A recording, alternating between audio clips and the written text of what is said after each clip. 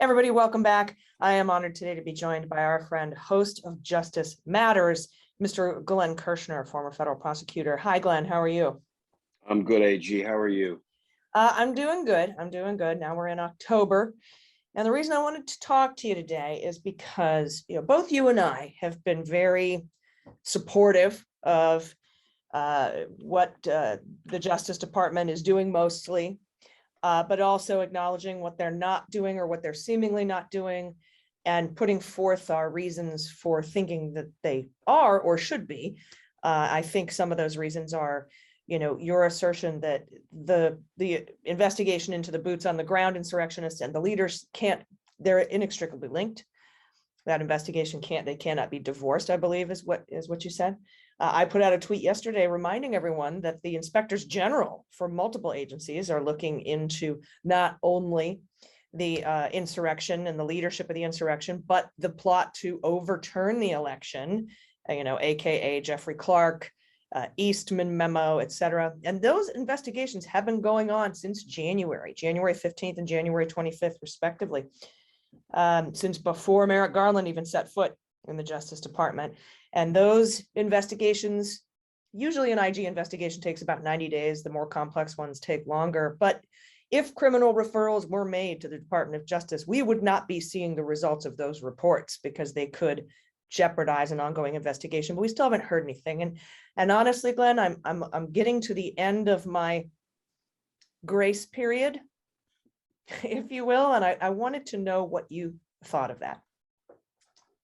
I think I'm right there with you, AG. Every day, I find reasons to be frustrated, if not angry, if not despondent. And then I find something that makes me hopeful again. But time is growing short. And I am heartened that I'm hearing things from the select committee like, oh, no, we will be pursuing criminal contempt referrals if these witnesses decline to abide by our subpoenas. And of course, the deadline for document production was last week. The deadline for testimony for some of these knuckleheads is this week. So let's see if they make good on their promise. I was thrilled to see Representative Joe Neguse say he and some of his colleagues are determined that they will use inherent contempt of Congress. Representative Neguse said that on air this past weekend, and I was thrilled to hear it. We need the talk to be followed up by some action. And, I was disgusted when I saw Donald Trump telling Steve Bannon, don't comply with congressional subpoenas because I'm going to invoke executive privilege. And it is so pathetically laughable because Bannon wasn't in the administration in 2020 or in 2019 or in 2018. There is absolutely no executive privilege for three separate reasons. And Bannon refused to comply with the document production subpoena last week. That should earn not only Bannon, at a minimum, a referral for criminal contempt if you're not going to use your inherent power of contempt and send the sergeant at arms to lock him up. They should also refer Donald Trump shoulder to shoulder with Steve Bannon for a conspiracy to obstruct a congressional proceeding. Because when Donald Trump tells him with zero legal authority or factual support, hey, Steve, refuse to comply with that subpoena, that's a dang crime, right?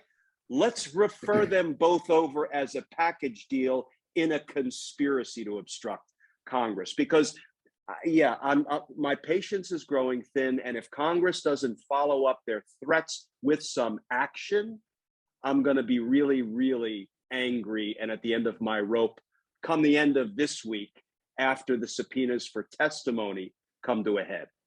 I was going to ask you that. A lot of people were saying, why not Friday night at 12:01 or Friday morning? Like, why didn't they immediately do this? I posited that for document production, you can, but I imagine they will wait also for them to no-show to the actual deposition, which leads to my next question, Glenn.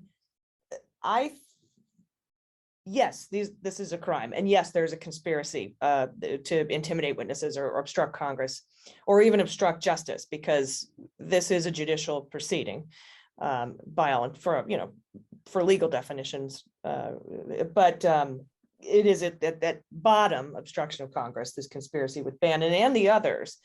Although they might have a better claim to executive privilege, though they still have none, but it's a more understandable thing because they actually worked for the government. But my question is this testimony, even if we get their butts in the seats, I think they're probably just plead the fifth. Yeah. And this isn't a criminal investigation, so that doesn't matter. I was talking to Terry Canfield about that. This is court of public opinion, and that is guilty people plead the fifth, right? Or, at least to protect themselves. I shouldn't take that away from defendants who actually use it properly. However, I think it's the documentary evidence that they probably already have and are getting now on a rolling basis from the National Archives with regard to Donald are the actual crux of what's going to go down in this committee. And I wanted to get your take on that, because while we can use their refusal to be deposed as a reason to go after them for criminal contempt, just to show that the Congress has oversight power and is an equal branch of the government, I think that the testimony isn't the most important factor here, at least for the committee. The testimony, as you say, is important in the court of public opinion, and we still need to wage the public relations war to pick off as many of the Trump base as we can pick off with the truth, with a relentless pursuit of the truth regarding Donald Trump's crimes. We have to do that because documents are not going to persuade anybody. Look at how effective the Mueller report was. That was a big, what document that persuaded the heck out of me. And I never go anywhere without it. I mean, it's all like beat up and tattered and dog-eared like our democracy. Yeah, it's right here. Yeah. Who did this persuade, AG? And it persuaded nobody because few people took the time to read it and absorb it. Witnesses giving televised testimony, particularly when they're invoking their Fifth Amendment right against self-incrimination, that might win some hearts and minds to the extent Trump's, I'm going to stop there. So yes, documents are probably more important at the end of the day, particularly for criminal prosecutions, not necessarily for the select committee's investigation. And documents can't plead the fifth, and documents can't spin the truth. I mean, they can be forged, they can be altered, but by and large, documents, are what we would refer to as hard evidence, right? Softer evidence is witness testimony, which can be fabricated, it can be spun, witnesses can plead the fifth. I hope we start to see some witnesses plead the fifth, because I think that will have an impact on sort of wide swaths of the American public. Because yes, you don't plead the fifth unless you have a right against self-incrimination. If your own testimony will incriminate you, that's when you are permitted to plead the Fifth Amendment. And then I think Congress will have a lot of really interesting tactical decisions to make. What do you do with a witness who pleads the fifth? Because you can either accept it and say, thank you very much, Steve Bannon or Mark Meadows, you've pled the fifth, you can be on your way and we'll move on to the next witness. What that does, AG, is that preserves the Department of Justice's ability to prosecute those men. I should put men in air quotes when I'm talking about Bannon and Meadows. I know that's childish, but I'm sorry, I can't not do that. But here's the thing, because if Congress grants them immunity and extinguishes their Fifth Amendment right against self-incrimination and compels them to testify, that feels good in the moment if they tell the truth. Now, Steve Bannon, you could immunize him, he'll probably still lie. The good news is granting somebody immunity is not licensed to lie. So you can grant somebody immunity, and if they lie, you can still prosecute them for perjury or for a false statement before Congress. But here's the challenge. If Congress grants somebody immunity and it's somebody that we really want to prosecute, and for what has been done to our democracy, need to prosecute, like a Steve Bannon, it makes the prosecutor's job much more difficult. Think Oliver North Iran-Contra. He invoked his privilege against self-incrimination. Congress immunized him. He testified, incriminated himself and others. He was then prosecuted, convicted of 3 federal felonies, but on appeal, his conviction was reversed and thrown out. Why? Because the appellate court wasn't satisfied that none of what he said in that immunized congressional testimony, that none of it crept into the trial and actually was used against him. So they would not affirm his conviction on appeal. So there's lots of downside that comes with immunity, even though it sometimes makes us feel good in the moment. Yeah, we saw what happened with Cosby, but that was in a civil case, and with his testimony. And yeah, I assume that that's another reason that this committee is doing a lot of these depositions behind closed doors as well, so that it won't, jeopardize potential either current or pending or future investigations criminally in the DOJ. And I have a criminal investigation question. I just have to take a quick break. Will you stay with me? I will. Thank you. Everybody, we'll be right back.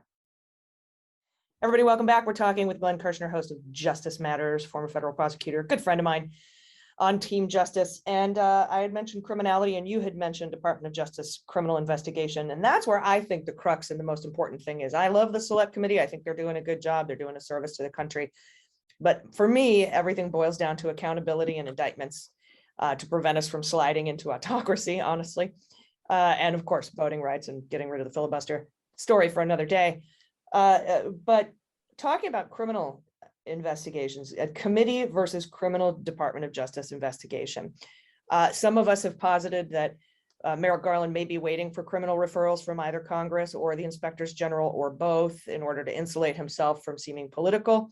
And maybe that is why we haven't heard much about a grand jury being impaneled or people being questioned, et cetera, although it could just be under lock and key. But what do you think about the importance of a criminal investigation? And I think I know the answer, but a criminal investigation in the Department of Justice versus what the work that the committee is doing, because I'm immediately taken back to the Manafort trial. It was the documents, because it was a criminal investigation, that, and not the testimony of Rick Gates, that got him convicted. Pardon aside, that's what matters in these criminal investigations. Although, I mean, testimony is great, but it's not court of public opinion. Yeah, and documents, I should say, are hard evidence, and they're important, but they generally need to be interpreted, explained, and deciphered by witness testimony. So they're not the be all and end all.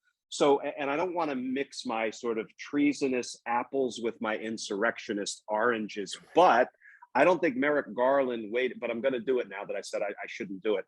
I don't think Merrick Garland waited around for any congressional action when he took the lead supervising the Oklahoma City bombing investigation. That was an attack on our nation, and he, by all accounts, did a remarkable job. He was applauded across the spectrum in federal and all state jurisdictions that were affected as a wonderful, wonderful person to be heading up that investigation. I think he's doing the same thing now. He is investigating the attack on our democracy, the insurrection. I think he is, I actually think the Department of Justice is exercising the kind of discipline that the Mueller investigation exercised, because we heard nothing, no leaks. We didn't know who was going to get indicted next. That's the way law enforcement is supposed to do its business. I have a feeling, AG, that Merrick Garland, trust me, is extraordinarily respected by the people that he supervises, the people who work for him. And I have a feeling that the reason we're not hearing anything about witnesses going in and out of the grand jury, I've put witnesses in the grand jury in secretive ways, taking them into the basement of the building and up through, some back corridors so that nobody would know they were coming and going from the grand jury. I have every expectation that that is what is going on right now. I do not think Merrick Garland is waiting for criminal referrals from the Select Committee or any other congressional committee. So yes, when I get frustrated, I do take some comfort in knowing how it works, in knowing how the Mueller investigation worked, even though I wasn't thrilled with the outcome. And I think it's working the way it's supposed to be working. And if it is, we wouldn't be hearing about it. You know, Yeah. it's, you have to have a little bit of faith there, right? It's hard to believe in something that you don't see, that there's no overt evidence of. I still think it's working. It's just taking too long. Yeah. You can perfect your case in the grand jury, and it could take 5 years by the time you have the most beautiful conspiracy indictment imaginable. But public safety in our democracy is at risk, and that's why they should have brought charges incrementally, starting with the obstruction of justice documented by Mueller, because that was already exhaustively investigated and the evidence preserved for prosecution. They should have brought a series of criminal indictments against Donald Trump and others. That's where I believe they dropped the tactical ball. Yeah, and I think it's time to ramp up the pressure, because we need to assume we're going to lose the House in 2022. And we're going to work our butts off to ensure that we don't, and we're going to work our butts off to ensure that we expand our majority in the Senate. But we have to act like not only is there a time clock ticking away, but also the longer that they're allowed to go out and do these rallies and spread the big lie is dangerous. And I think it's time to start ramping up the pressure. And I have reason to be optimistic. And at some point, maybe we can wrap up with that, because I think it's legitimate optimism that I have, at least on one front right now. So I went back, and this kind of escaped me, but I think it was on Friday, we heard a statement from President Biden, albeit through his White House counsel, Dana Remus, when he rejected, stomped on, crushed Donald Trump's executive privilege claim. And the statement is, but the statement is really important, because we've both seen all of the chatter about, Biden once said when he was hiding out in his basement running for office that, he wasn't enthusiastic about holding a former president criminally responsible. I'm taking liberties, but that has, taken on a life of its own. And, people are of the belief that Joe Biden is determined to put this episode behind us without any accountability for Donald Trump, which I don't believe for a moment. But I think we got a concrete statement on Friday that was really important.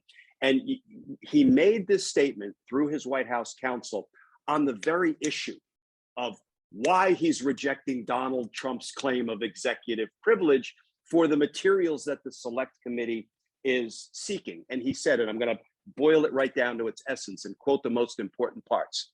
He said that Donald Trump, he didn't use that name, but, quote, provoked and fanned an assault on the Constitution, close quote. This is why he rejected the executive privilege claim. He then said, Donald Trump, his conduct, quote, reflects a clear and apparent effort to subvert the Constitution itself, close quote. I'm sorry, Mr. President. First of all, thank you for saying that.